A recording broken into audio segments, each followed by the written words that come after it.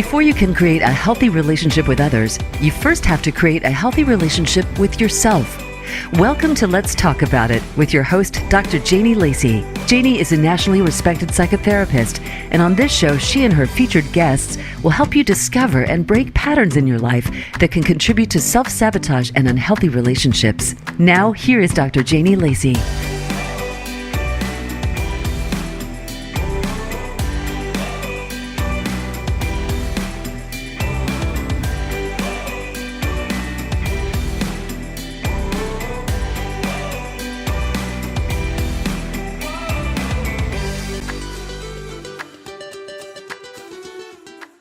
Welcome to another episode of Let's Talk About It with Janie Lacy.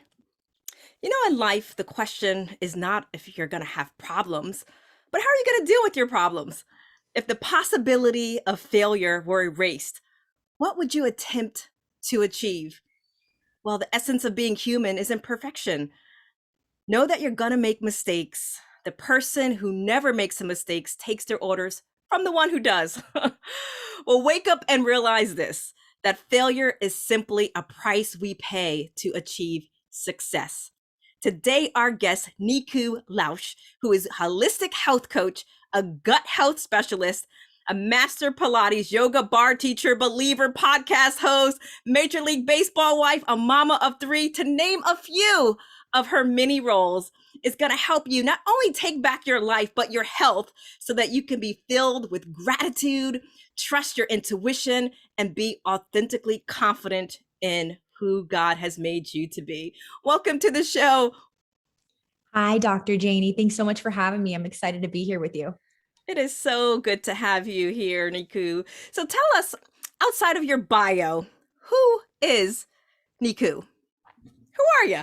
All the people that are now meeting you, they're introducing, I gave your long list of roles and accolades and all those things. So if we put that bio aside, who are you?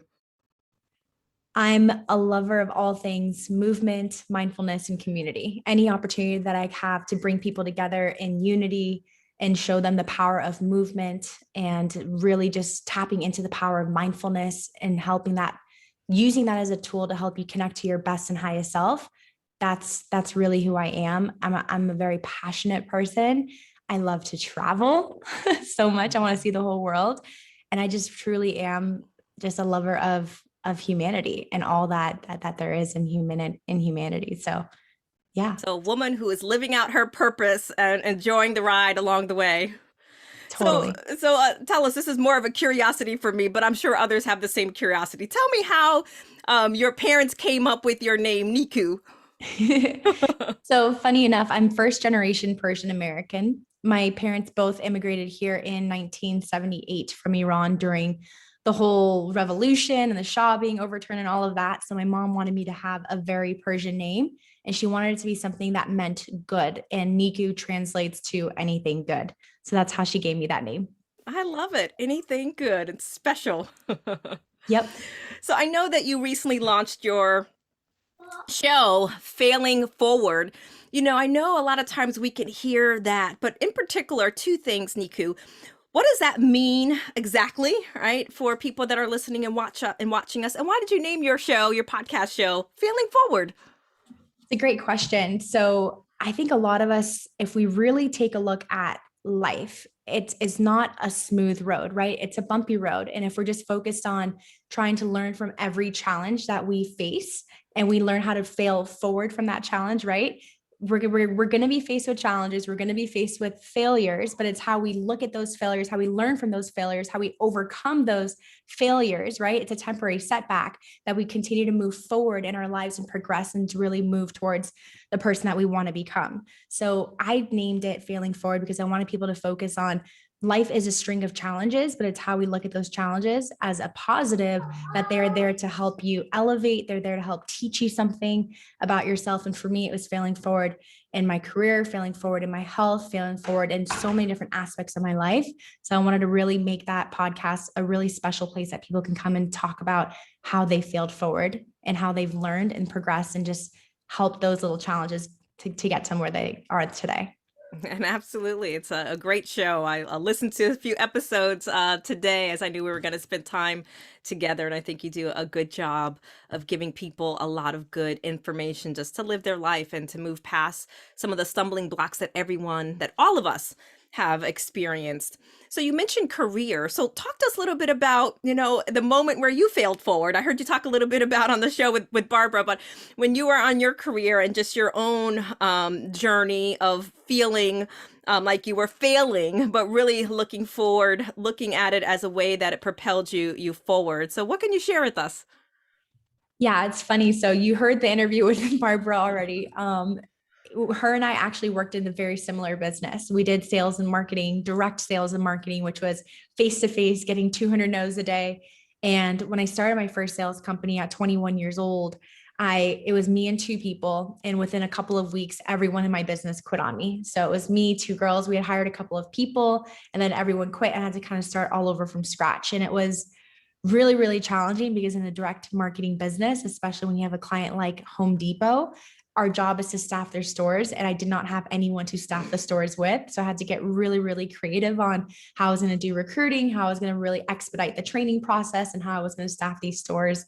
I got my little brother involved. I got some family members involved. My cousin helped me staff a couple of stores too. And then, we really rebuilt that business from scratch. But that was a huge failing forward experience for me with my first company for sure. Absolutely. So take us a little bit on. So if we're on a train and we're looking out of the window of the train and we're looking at Nikou's life, how did you get to being where you are now as far as your career, being a holistic health coach and master Pilates instructor? Just love some of your Instagram pictures and poses, just embodies a lot of things from a symbolic stance. But what was your journey like where you've got to what you chose to do now? So I've always loved movement. I've been working out since I was 13 years old. My father was an amateur weightlifter, so he got me into the gym at a very young age. And I loved how I felt after a good workout. I felt empowered. I felt confident. I felt like I had this energy. It just carried over into all aspects of my life, mentally, physically, emotionally. And I was introduced to Pilates when I was 19 and yoga, and I fell in love with it. It was like this artistic expression of movement and breath and this deep connection, right, of self-awareness. So I really fell in love with Pilates and yoga. And when I met my husband, 7, 8 years ago, I don't know, it's been a while, but he always knew that I loved Pilates and yoga. And he's like, if ever you were to decide to not do the sales and marketing gig anymore, I want you to be able to know that you can pursue your passion and do anything that you want to do.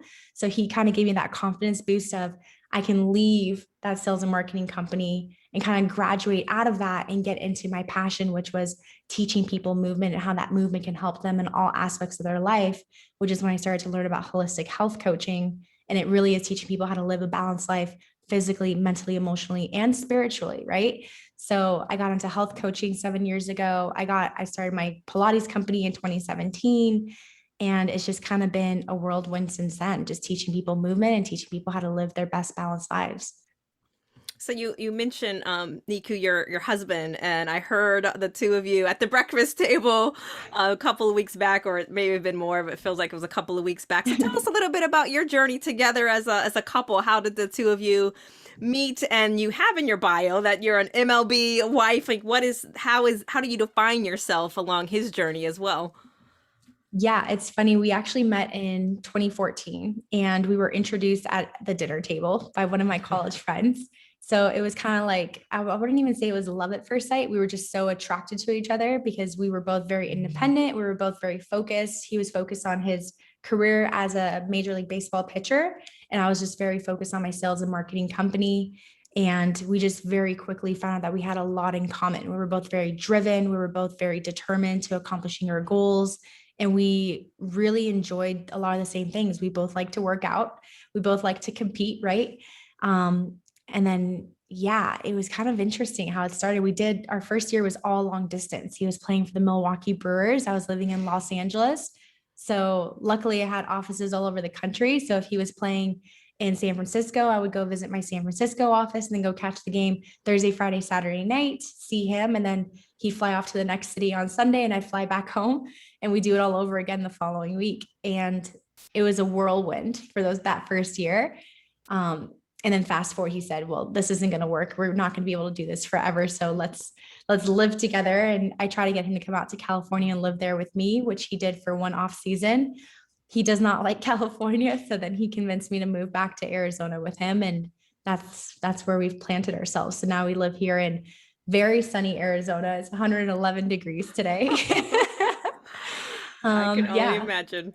I'm in Florida, so it's hot, but a different type of heat, not 111. Yes. A humid heat, which sometimes can feel like it's a lot hotter. Absolutely. So going back to just being a holistic coach and looking at all the different areas of life, can you share with us some of, sometimes our greatest pain points leads us and fuels us forward in our areas of passion. Could you share with us some of your greatest life pain points that are the fuel to making health your priority, especially from what I hear, your passion for women? Yeah. So I suffered with really, really bad postpartum depression a little under 2 years ago. My son turns 2 on August 21st. And that was the first experience that I had with how hormonal imbalances really impact women in a very big way, mentally and emotionally, and even spiritually. It just kind of makes us lose sense of self, lose sense of our identity, lose sense of our purpose, and lose sense of this connection to a higher power. So through that experience of me dealing with that postpartum depression and healing myself naturally and holistically through food and mindfulness and movement, I really wanted to get out there and just help as many women as I can know that they too can heal themselves and rebalance their hormones naturally and holistically without having to be on hormone therapy, without having to be on a bunch of medications and SSRIs, antidepressants, right? So I have a huge place in my heart for women that are suffering in silence right now, especially postpartum mamas, because there is a stigma about it. People say you're a mom, so you're just supposed to smile and just put on a good face. And they don't understand that mothers need help. They need support, and they need to be able to talk about the things that they're going through. So I just have a very big place in my heart for women that are suffering, and I want to help them as much as I can. So let's dive a little deeper there, because I believe a lot of women can relate to that. And you're absolutely right. A lot of times moms suffer in silence. And what I'll hear, Nikou, is sometimes people will feel like different experiences, but their first experience can be when they looked at their baby, they didn't feel a connection, or when they first brought their baby home, they just felt overwhelmed, right? So people get that first sign, that first signal. It appears in many different ways. I mean, walk us through your journeys, and I believe it will help set a lot of women free. How did you first know that there was something wrong? And then what were some of the things that you did? Because what I'll hear, Nikou, is sometimes when people first realize that something is wrong, they will suffer in silence. They'll try to fight it, they'll pray, they'll try to do all these other things, and they realize that something is not changing. And sometimes women will feel ashamed, especially if they don't feel it's not about their child or their baby, it's about them, but they don't feel the connection, or they feel like, what, motherhood is not supposed to be this way. We have fantasies, all these different things. So walk us through what was your journey like, and what was that first time where you realized that, because I know you discuss a lot about your dark days and walking through those experiences of postpartum and just depression in general.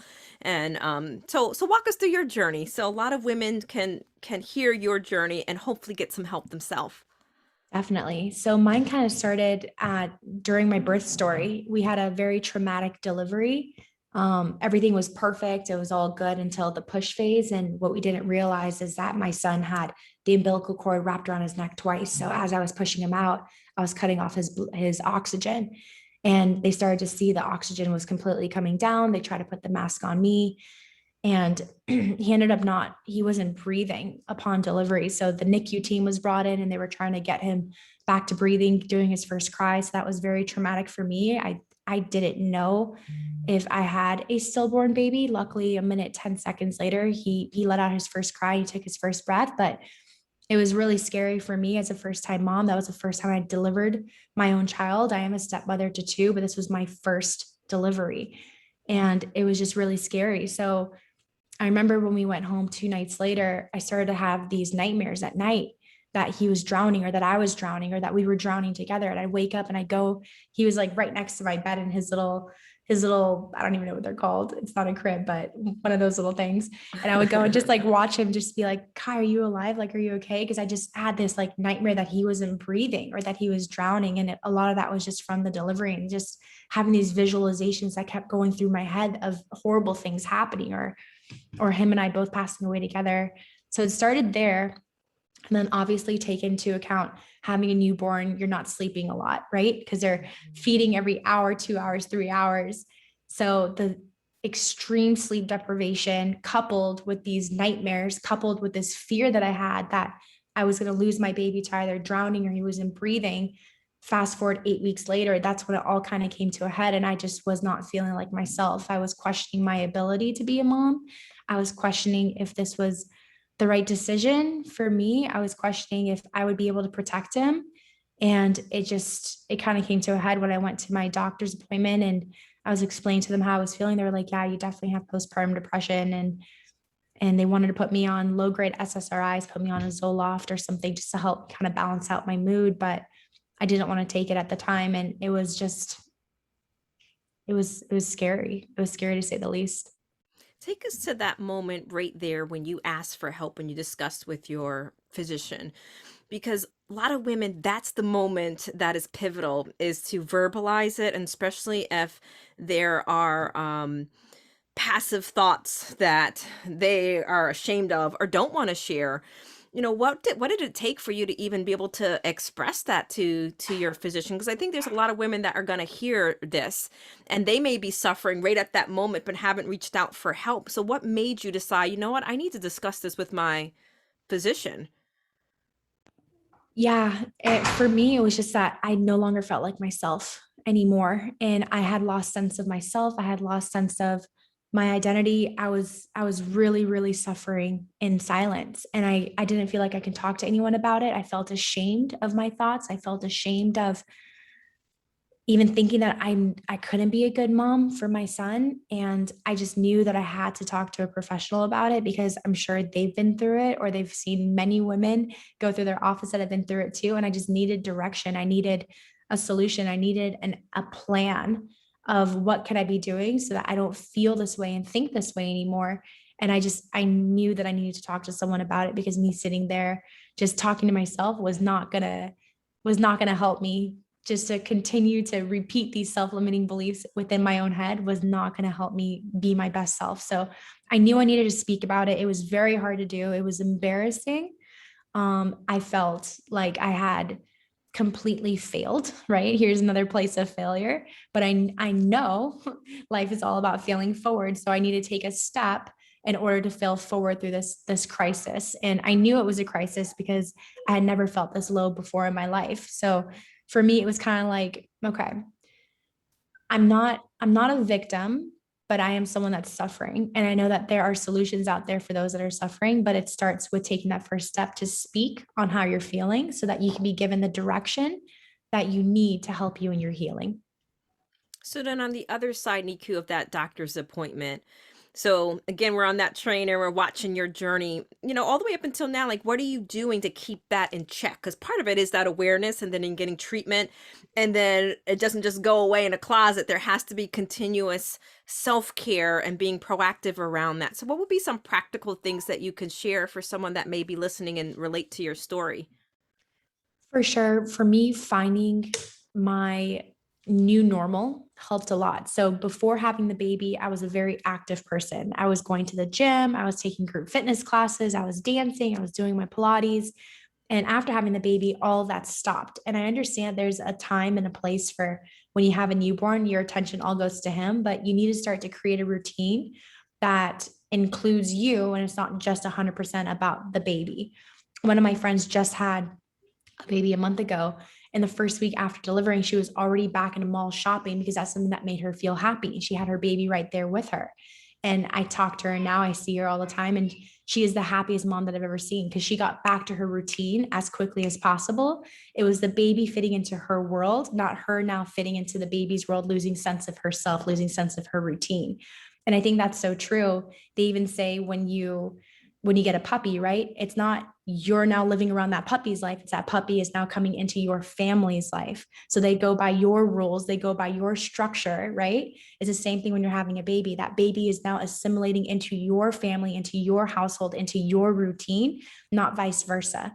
So I think when moms completely let go of themselves and their routine, and they're 100% just doing everything for the baby, that really puts us down the slippery slope of now losing sense of self, losing sense of identity, losing sense of the things that make us feel happy, healthy, and whole as a mother, which then can lead us down this path of, well, what about me? Right. And that's kind of where we start to have these thoughts and feelings that don't serve us.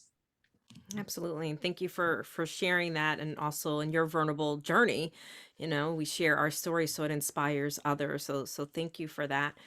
So when you think about, I'm going to pivot here because I hear you a lot just passionately talking about health. And I would imagine that's also part of your self-care. And I know you recently just went through a health challenge.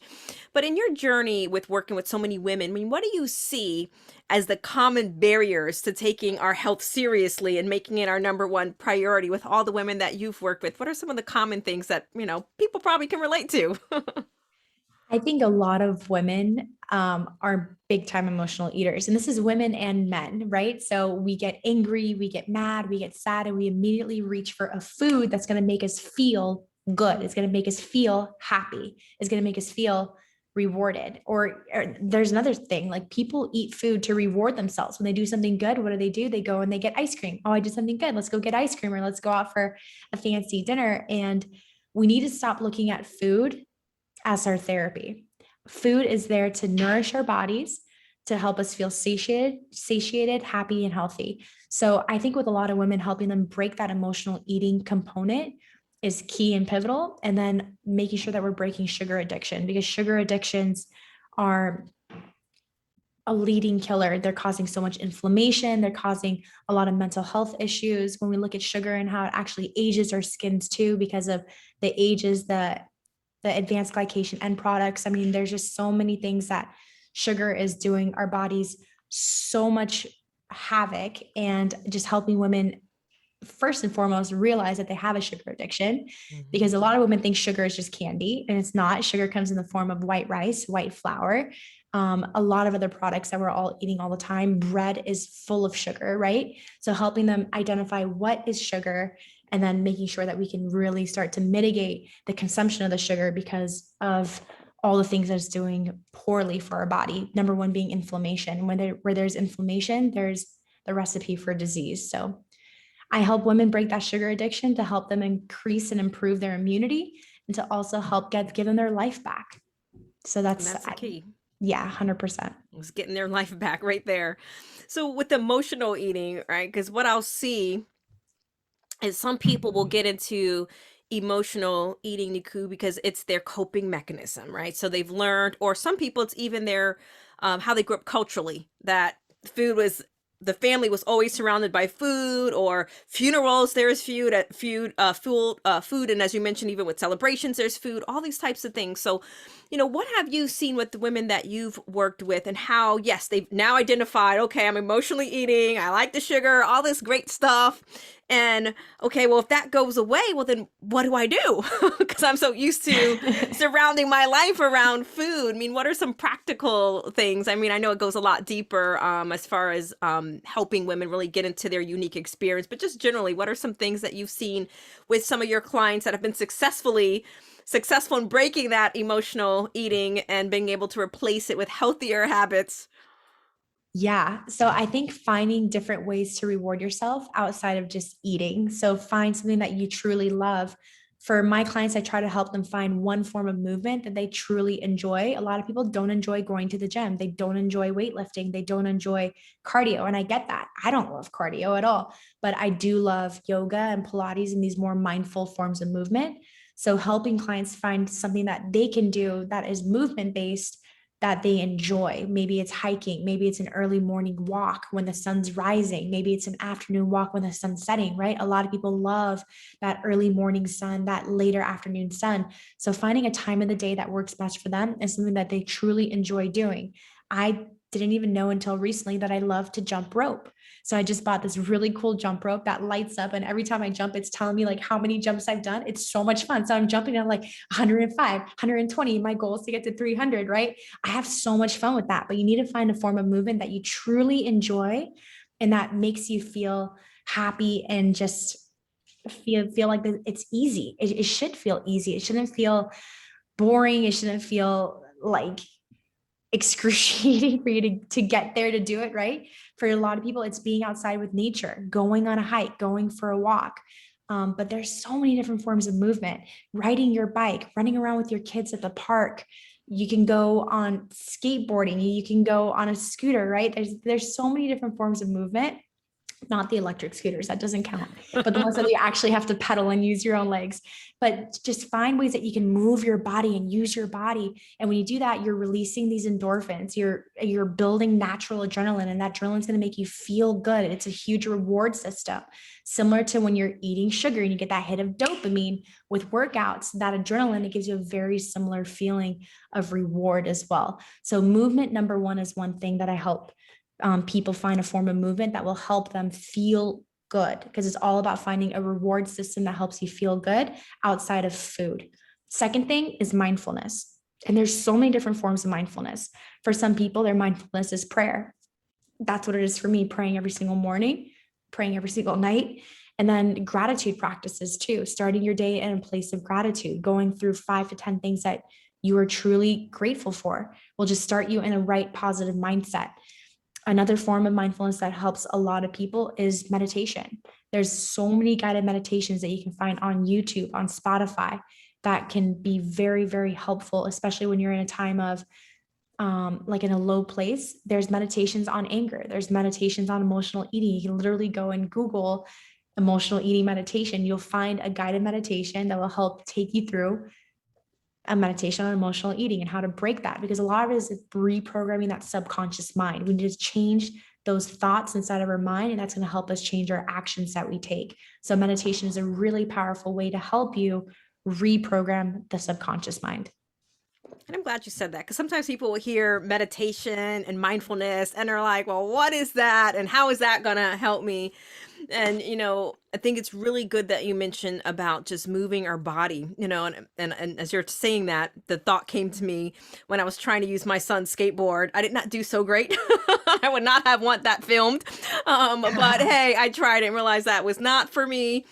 But, I also will see, and I'm wondering what your thoughts are around this with the women that you work with, is that when they're trying to move their body and connect, whether it's their emotional eating and their sugar addiction, that it's not that easy, because sometimes people have to do the deeper work. In particular, what comes to mind for me is trauma, that sometimes if people have untreated childhood abuses, all of that is so deeply rooted in their coping mechanism. And one of the areas that we'll see sometimes with untreated sexual childhood abuse is the emotional eating is also tied to creating a certain barrier through weight, because not wanting attention.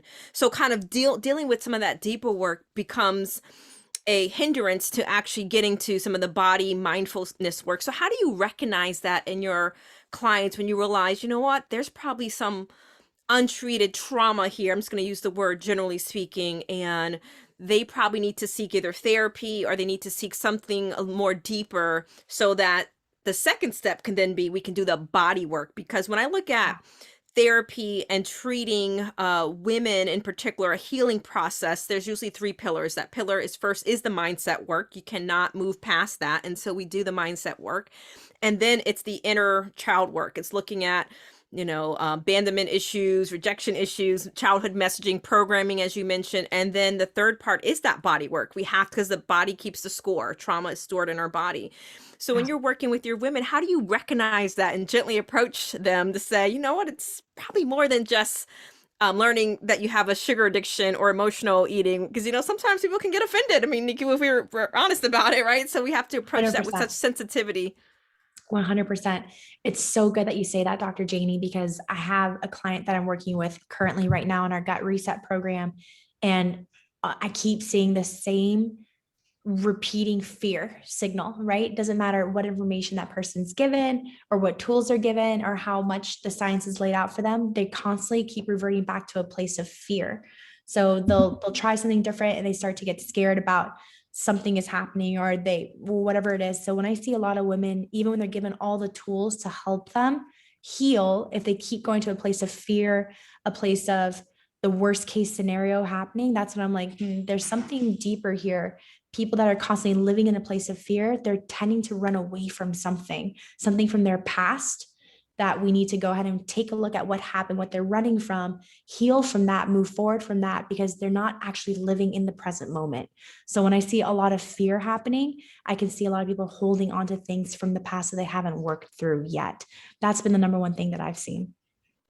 And I'm glad that you said that, because I would imagine, just as in therapy processes and coaching processes, is people can sabotage. They can hear the things that you're saying and struggle with those things and find themselves in a pattern. And I look at it as two buckets, right? We have patterns of life and then we have a problem of life.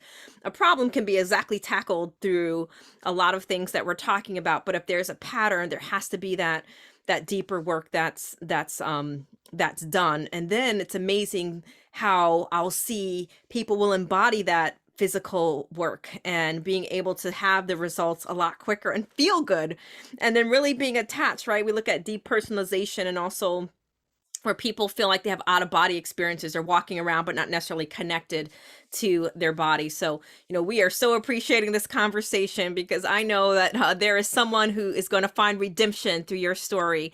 So we will be right back on Let's Talk About It with Janie Lacy with our holistic health coach, Nikou. Are you often attracted to unavailable partners? Feel like you can't stay but can't leave a toxic relationship? Obsessed with thinking about a current or former lover?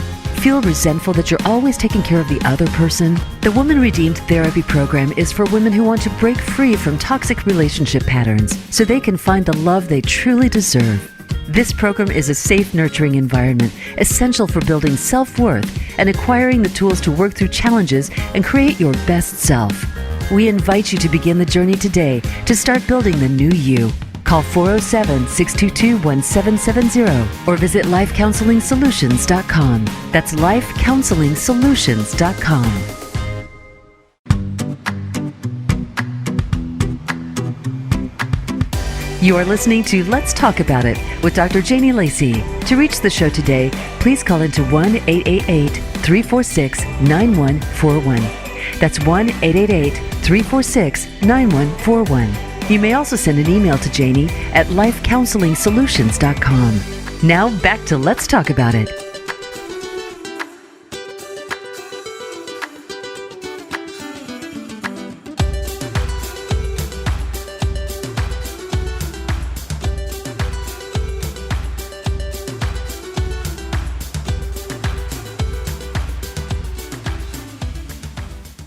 Welcome back to Let's Talk About It with Janie Lacy with our special guest, Nikou, who is a holistic health coach, and she's helping us take our life back, and in particularly our health. So before we went to break, we were talking about just emotional eating and just trauma and mental health and how that's all tied together. But I want to pivot to some live questions that came through, two of them in particular. One is, how do you personally, Nikou, balance being a mom, being a wife, and running your own business, which I think is the $1 million question for many of us that have many different roles. So what's your take on that? Balance. What does that even mean? That's such a great question. And I'm still trying to figure it out, if we're being completely honest and transparent. I think for me, it's just about like having little pockets throughout the day that are non-negotiables. I have a non-negotiable part of my day that is just set for family. I have a non-negotiable part of my day, like when I'm running the Pilates studio, it's Monday, Wednesday, Friday, 12 to 5, and that's it. If a client wants to come in the morning, they want to come on a different day, I'm not available. So those are the days, those are the hours, and they're non-negotiable. And then I have non-negotiable parts of my week that are also set for myself, for my workouts, for the things that I love to do, whether it's going and getting my hair done or getting my nails done, whatever's going to make me feel good. I have those non-negotiables. And one thing that I'm really trying to work on right now is just finding time for my husband and I, right? Because I know the first 2 years with our baby, we were just really trying to figure out, okay, how to manage this whole family life. And now we're at a point where we really are trying to find times for date night. So we're getting a sitter, a specific day every single week. Right now, it's more like every third week, but our goal is to make it a weekly affair where we do date nights together. And then just like once or twice a year, going on a vacation together, even if it's just for a quick weekend getaway, just for the two of us, that we can find that connection with each other again. Because I think that's really, really important, is making sure that you guys are keeping your marriages strong. And it's about carving that time out for your marriage, for your husband. That really just helps you continue to grow together. Because if the marriage is strong, then the whole family will be strong too. But that's one thing that we are currently working on right now. It's finding that balance within us so that we can have a more balanced family life as well. Absolutely. And with your, how there's two direct messages that came through to ask you, and one's about gut reset. But with your husband in particular, when he's in season, how do the two of you stay connected is the question. I think a lot of people always wonder about that. Yeah, the seasons are crazy. Luckily, he is now retired. He actually retired a few years ago. But when he was in season, it was a whirlwind. I mean, for baseball, they start in February with spring training. So it's 6 weeks of spring training in Arizona. At the time, I was still in LA. So that was a whirlwind. And they would have to be at the field at like 6 a.m. to be playing games at 1 p.m. They want to be home until 6, 7 p.m. So that was just crazy. And then you go into season from April to October. And if you make it to the postseason, you're going into November, and they're playing 162 games in 182 days. There's only 20 days off in a matter of 6 months. So, and half of those days off are travel days where they're going from one city to the next. So you're really only having 10 days off in those 6 months. So it is super challenging. A lot of people think, oh, baseball, they start their games at 7 p.m. A lot of those guys are getting to the field at 12 p.m. And if they have a 7 p.m. game, that's oftentimes going till 10, 11 p.m. They're not leaving the field till midnight or later. So it makes it really, really challenging for the wives and the families of the players, because you're not having those dinners together. You're not having that constant time together. I mean, it might be a breakfast, but yeah, it can be really, really challenging. And the other question someone was asking is, what does it mean when you said gut reset? So I think would probably be a good thing to get into, actually. Yeah. So with a lot of women, I ask some common questions like, right after you have a meal, are you immediately bloating right after you eat something? Because oftentimes that's a sign that there might be something going on in your digestive tract. For a lot of women, they might be dealing with a syndrome called leaky gut syndrome, or SIBO, small intestinal bacterial overgrowth, where the intestinal permeability, right? The small intestines, they have the wall. And usually the wall's like this, it's tight junctures, but over time, if someone's having permeability issues, those junctures get wider. So as food's passing through the intestines, it's actually leaking out into the gut, hence the leaky gut syndrome.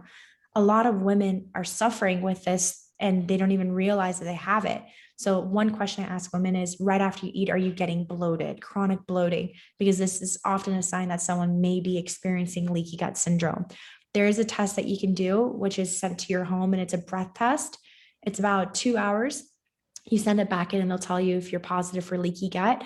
But a lot of the times you just have to get into an anti-inflammatory diet to heal that gut lining, to bring those tight junctures back together. So when I'm talking about a gut reset for women, it's women that are having those intestinal permeability issues. They're having digestive issues where they're not turning 2 to 3 bowels a day every day, which is the normal amount of bowels that you should be turning a day. That's considered normal, not once a day, but minimum twice a day. And then women that are having any issues with, let's just say, if you're dealing with eczema or psoriasis, a lot of skin issues, this is a body's way of screaming something's wrong from the inside out. If you're not feeling it on the inside, then it starts to show itself on the outside on your skin through cystic acne or through the eczema and the psoriasis and some of these other issues. So I help women realize if they are dealing with some of these major symptoms of inflammation, of bloating, of inflammation of the skin, which is a lot of these skin issues. And then we go and look into the gut to see where some of these issues might be stemming from. And we reset the gut, we heal the gut through food, changing the foods that you're eating, getting you onto an anti-inflammatory diet, getting you to go from being carb adapted to fat adapted to help you heal your intestines. So that's kind of what the gut reset is all about. So I believe I heard you and Leslie talking about detox. So when you're Yes. talking about that gut reset, and correct me if I'm off, I believe that your belief was that you have to go through or kind of kickstart it with a detox. And I know a lot of people hear that, and there's sometimes different commercials. There's all types of stuff about giving you different programs for detox. So if someone wants to start today, or as soon as they're listening to us, they want to start kind of resetting their body by first detoxing. I mean, what would be some practical things that they can do at home if they don't have a holistic coach at their Yeah. fingertips? So it's a great question. And one important thing for detox is looking at the kidneys and looking at the liver. And there's a castor oil pack that you can get from Queen of Thrones. And literally it comes with like this little like mesh thing. And you just pour the castor oil on there. You put it on your back right above the kidneys, and that's going to help detox the kidneys, and the front to help you detox the liver. That's one way that you can start the detoxification process. Other things that you can do is fulvic and humic acid. These are things that you can be doing at home as well to help start the detoxification. And then just making sure that you're really upping your water with good quality water, taking in at least half of your body weight in pounds and ounces every single day. That'll help the body start to detox as well. So what's your expertise, Nikou? And I believe it probably was Leslie that said this somewhere about doing a water fast. I mean, how does that, I believe I heard, and correct me, is that can help women reset their hormones as far as if they're resetting everything else. So if someone's hearing that and they're thinking a water fast, like what does that even mean? I mean, what's something practical if that is something that someone chooses to do, a way that they can do it in a healthy way? It's so funny you say that because Leslie has been like on this kick with water fasting, and I've been so scared to even look into it myself, to be honest with you. I'm like, wait, water fast, 6 days of just water? Like that just seems a little bit crazy to me. Like I'll do a 24-hour fast for sure. But when it comes to the actual water fasting for multiple days in a row, I'm not too familiar with it. I haven't researched it. My mind just can't like wrap my brain around it quite yet. But Leslie Rubinoff will be an excellent resource for anyone that wants to learn more about it, because I think she's on like day 10 right now, something crazy. And Oh she my. feels amazing. That's a true beast, so to speak, because to me, I think a mindset when Yes. you're going on a fast and you see food everywhere. Mhm. But with the oil pack, so I'm imagining that someone will ask this question, so I'll ask it because it hits my mind, is what does that mean? So when they're doing that, are they not eating regular food, or are they modifying their food as well as during the detox period of their liver and their kidneys? Definitely when you're detoxing, you want to avoid alcohol for sure. It's a major inflammatory. Obviously, it's going to cause a lot of issues for the liver. So definitely avoid alcohol. And then foods that you want to be avoiding that are very inflammatory are going to be the high sugars and the high carbs. Major carbs I tell people to really, really avoid are your flour, your bread, your rice, any sort of candy, sugars of that nature. And then a lot of people don't realize that other things that are sugar alternatives, they actually will still hit the brain the exact same way as if you had cane sugar. So stevia, it's that sweet taste that hits the tip of your tongue that then goes and sends a signal to the brain to release dopamine. And it's that dopamine that creates that gut brain connection that tells the gut, hey, I'm happy. She just ate something that made me feel really good. Now I have this reward system going off saying, I feel good, I'm doing good. And what happens as time goes on, the sugar dies off, then you're getting that signal to the brain saying, hey, gut, go find something that's going to make me feel good. So this gut brain connection, they start moving back and forth between the two of them. So you might not even taste something, but you're walking past something that is sweet. Your brain, your eyes, right? The optic nerve will see the sweet, send a signal to the brain. Hey, that is going to make me feel good. It starts to send a signal to the gut. Eat that because that's going to make me feel that reward system, that dopamine release. So a lot of people don't realize that major connection of the gut and the brain. They say we have two brains, and oftentimes a lot of people say that our number one brain is our gut, and it's so true. So avoiding the stevia, avoiding the honey, avoiding agave, any of these sweet tastes are going to send the same signal to the brain to release that dopamine, which is going to cause that cycle to continue to happen between that gut brain connection. So I imagine a sugar detox would actually be a good thing for our bodies. Definitely 100%. So Nikou, we're thinking about the busy mom, right? There's a lot of busy moms out there, as someone asked you the question, that has different hats. So, for that busy mom who's also building her business, and it seems like she just doesn't have the time to make, and I know it's an excuse, but doesn't have the time to make a healthy eating and exercise important parts of her life. I mean, what can she do? She's hearing you and she's realizing, you know what? I got to start somewhere. I mean, what can she do to start building some new habits today, like right now? Totally. So a lot of us know when our kids wake up, right? Like I know my son wakes up between 6:30 and 7 a.m. every single day. So I make sure I wake up at least 30 minutes before he's going to wake up. So I have that time of peace and quiet just for me. So I can do my gratitude practice. I can do my prayer. I can do my grounding, get in a quick little workout. Workouts don't have to be an hour plus. It could be 15 minutes of movement, 20 minutes of movement, 30 minutes. That's just going to really help you connect to yourself. So number one thing I tell mamas is wake up a little bit earlier, 30 minutes earlier, 45 minutes earlier. So you have that time for just you in peace and quiet before the day gets going. That's also going to help you jumpstart your day on the right foot, which is going to carry out into the rest of your day. When it comes to healthy food, one of the best resources is the slow cooker or the crock pot or your Instapot.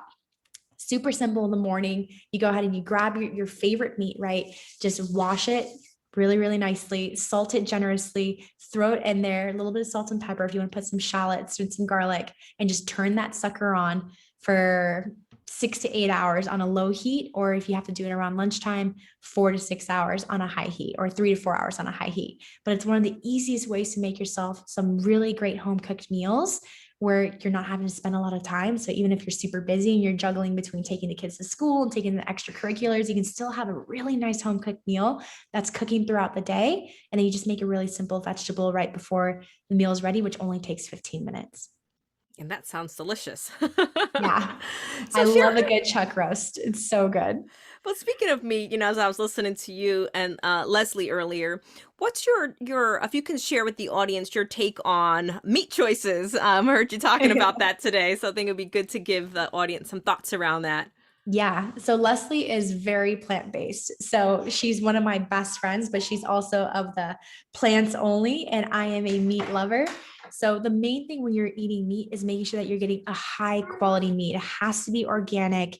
It has to be grass-fed, and you want to make sure it's also grass finished. What a lot of people don't realize is even if you go to the butcher and you get an organic grass-fed meat, if at the very end, the last couple of days, they're giving them grains to fatten them up, then you're still getting all that extra stuff in the meat that was being put in those last few days. So you want to make sure it's grass-fed, grass-finished, and that it's organic. So you're not getting any of the corn, which is inflammatory, any of the grains, which are inflammatory, right? You want to make sure that you're eating some high quality meats that are being fed well as well. So what are your thoughts with your clients, Nikou? I know I hear a lot of different opinions from different experts about, for example, some will say eating small 6 meals a day. Some will say 3 meals a day. Some say intermittent fasting. So for that busy mom, and she's thinking, okay, I'm hearing all this expert advice. I need to start somewhere, and I'm going to take some of these small practical things that I heard Nikou say, but where do I fit in with all the other stuff? Like, how many meals should I be eating? Intermittent fasting, right? We are like an information overload some days, it feels like. 100%. And it's funny because I've done all of them. I've done the paleo diet, the Whole30 diet. I've done the vegan diet. I've done it all. So I know what everything feels like in my own body. I even read this book about weight loss that said you want to be eating every 2.5 to 3 hours, which if you start eating at 7 a.m, you're eating every 2.5 to 3 hours. That's going to get you those 5-6 meals a day. But what's happening is your body is constantly just in digestion mode all day. It's never getting a break. And when we talk about our bodies and how they heal from the inside out, there's a concept called cell autophagy. And you can only get into cell autophagy if there's a period of fasting, usually 12 to 16 hours a day, so that your body can start to naturally turn on its internal vacuum that gets rid of the bad cells in your body, which is also very, very helpful for people that may have the genetics of cancer disposition in their family. You want to put your body in cell autophagy to turn over these bad cells. To get into a good cell autophagy, you want to be on a 16-hour fast. So that's why a lot of people love intermittent fasting, where they're only eating 8 hours a day. They're fasting the other 16 hours. That way you're not constantly in digestion mode, and you get your body into that state of cell autophagy where it's turning over those bad cells. For me, my eating window typically is 12 to 8.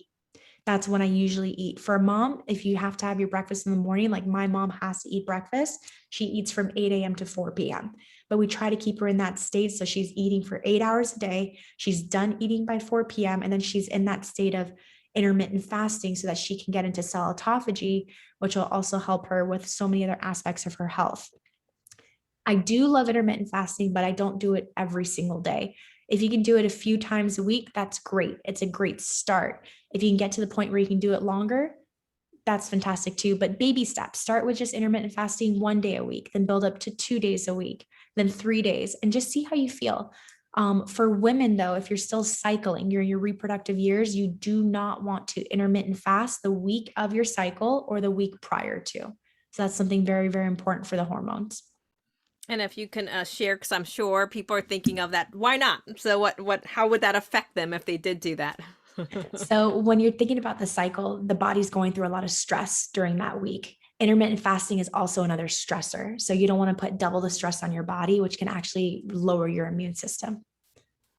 Makes total sense. So you mentioned your mom, and I'm always curious around when we are passionate, especially in the space of women, what would you say when you kind of step back and you look at your own family and the generations that came before you, and how do you see yourself breaking generational patterns so that your children's children have a different future, especially around health, and coming from different cultures, sometimes that can affect, or we can, what I say, Nikou, is we disrupt the apple tree when we decide to do something different, whether it's food, whether it's our health, and realizing that probably generations before us probably have different customs around that. So how do you handle that? Or what do you see as far as you being a legacy changer, generational breaker, all that good stuff with what you're doing? Such a great question, because I actually was raised on a very Persian diet, which is heavy in stews and heavy in rice. Like every meal is a bed of rice and then there's a stew on top of it. And we cooked with a lot of vegetable oils and canola oils, which there's research that's now proven that they are cancer causing. So if I can give any tip to anyone that's listening, get rid of all vegetable oils, all seed oils, and you will definitely be putting yourself on a track for much better health. The best oils to cook with are olive oil, especially if you're just doing like a simple saute with your vegetables. Avocado oil, if you're doing a higher flash point, 390 degrees plus, like in the oven or on the grill. And then coconut oil. Those are the 3 oils only that you should be cooking with that are not going to cause a lot of that inflammation and a lot of those issues that have been proven to cause cancer. But I think for me, when I really started to study and learn more about nutrition and learn a lot more about gut health, I started to realize all the things that I thought was normal, right? Based on how I was eating growing up, that now I'm like, wow, I definitely don't want that for my family or our future generations. So it's getting that education out there, educating people on why you don't want to be cooking with the vegetable oils and the seed oils, why you don't want to be eating the breads and the white flour and the white rice, because a lot of these are high in sugar, and educating them on why sugar is not good for our mental health, why it's not good for our gut health, why it's not good for our skin, and so many other things. But it's that education. And even with my own kids, I educate them on why we don't have certain foods in our house so that they can be making good conscious decisions. And I see them taking that education out there into the world with their own friends too. So speaking of kids, so let's say that your son Kai, he's now 35 years old, Nikou, and he's getting his mental health checkup, and he finds himself in the safe place of America's favorite psychotherapist office. And she asked him, about his childhood. She asked him to reflect on who his mother was to him and his younger years. What does he say? Oh my gosh, that's a great question. I don't know, what would he say? My mom is a go-getter. She's always busy, but I love to grab her and squeeze her and give her double arm hugs. She's funny. She's energetic. She loves to sing and dance. We like to play music together on the piano. We like to be super silly and practice our headstands and our handstands. And she's just full of life, but she is a go-getter that's always running and always trying to build something. And I just hope he would say that he loves me unconditionally, no matter what, and that I brought out this spark within him to find his passion as well. So then she was a go-getter, she was present, she was fun, and he probably is going to resemble you in some way, form, or fashion. So, we are just so happy that you were with us today. So what are some of the things that you're currently working on? How can people follow your work, Nikou? Yeah. So on Instagram, we just started a brand new Instagram page at Nikou Lohse. That's Nikoulohse. And I put a ton of gut health information on there every single day of the week. So you can follow me on there for a lot more information, for some cool stories to just help you through your health journey. The gut reset program will be launching again. We're going to do one more round in the fall. So go ahead and follow us on Instagram. We'll be posting about the next challenges and the next gut reset programs that are going to be coming up. You could even join our newsletter on there. There's a link in bio to join the newsletter, where we're sending out a newsletter every single week to just get you some more information. You can work out with me on the Elevated Tribe. We do weekly workouts virtually on Zoom. So it's a lot of fun. We do everything from yoga to barre to Pilates to HIIT workouts, cardio, strength, all from the comfort of your own home. And even if you don't have weights, just grab a couple cans from your pantry and you're good to go. So yeah, come and move with us, come and work with us, and just stay in touch with us on Instagram. So come and move and get that gut reset. Well, we are so honored that you are with us and helping us take our life back and our health back. So thank you so much, Nikou. So in the words of Oprah Winfrey, no experience is wasted. Everything in life is happening to grow you up, to fill you up, to help you become more of who you were created to be. Until next time, this is your host, Dr. Janie Lacy.